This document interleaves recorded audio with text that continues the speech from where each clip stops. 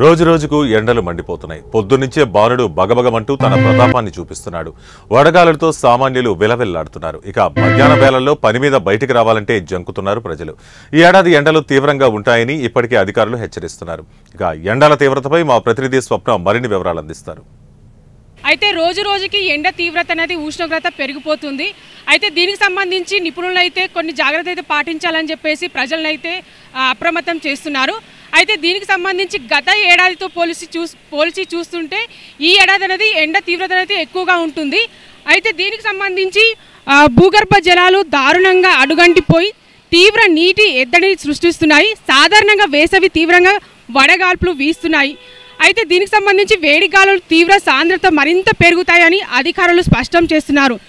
మన రాష్ట్రంలో ఎండలు రానున్న రోజుల్లో ఈ దుస్థితి ఇంకా తీవ్రమవుతుందని, వేసవి ప్రారంభంలోనే ఎండలు భయపడుతున్నాయని, ఉదయం 9 గంటల నుంచే ఉష్ణోగ్రత ఉధృత పెరుగుతోంది. అయితే ఉదయం 10 గంటల నుంచి సాయంత్రం 4 గంటల మధ్యలో సాధ్యమైనంత వరకు ఎండలు తిరగకుండా ఉండడమే మంచిదని నిపుణులు సూచిస్తున్నారు.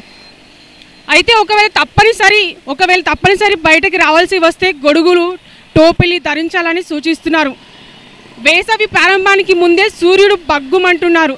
అయితే కొద్ది రోజుల నుంచే ఎండలు దంచి కొడుతున్నాయని చెప్పవచ్చు. అయితే ఉదయం 7 గంటల నుంచే బాణుడు మధ్యాహ్నం సమయాల్లో అయితే రికార్డు స్థాయిలో అయితే ఉష్ణోగ్రత నమోదవుతుందని చెప్పవచ్చు. అయితే ఈ క్రమంలోనే దేశంలోని చాలా ప్రాంతాల్లో గరిష్ట కనిష్ట ఉష్ణోగ్రతలు సగటు కంటే ఎక్కువగా ఉంటాయని భారత వాతావరణ శాఖ అయితే ఇప్పటికే వెల్లడించడం జరిగింది.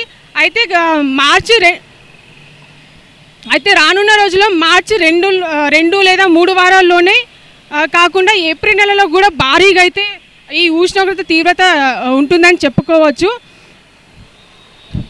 మరియు ఏప్రిల్ జూన్ మధ్యలో అయితే పరిస్థితి మరింత తీవ్రంగా ఉంటుందని నిపుణులు అయితే హెచ్చరిస్తున్నారు. అయితే దీనికి సంబంధించి ఇప్పటికే కర్ణాటక, కేరళ రాష్ట్రాల్లో అయితే IMD వడగాలులు హెచ్చరికలు జారీ చేశారు. అయితే ఇక పెరగనున్న ఎండ తీవ్రతకు తగ్గట్లుగా ఆహారపు అలవాట్లు కూడా మార్చుకోవాలని నిపుణులు వైద్యులు అయితే సూచిస్తున్నారు. అవసరమైతే దీనికి సంబంధించి అవసరమైతే తప్ప బయటకు రావద్దని నిపుణులు హెచ్చరిస్తున్నారు. అత్యవసరమైతే తప్ప మధ్యాహ్నం వేళలో బయటకు వెళ్ళకూడదని సూచిస్తున్నారు.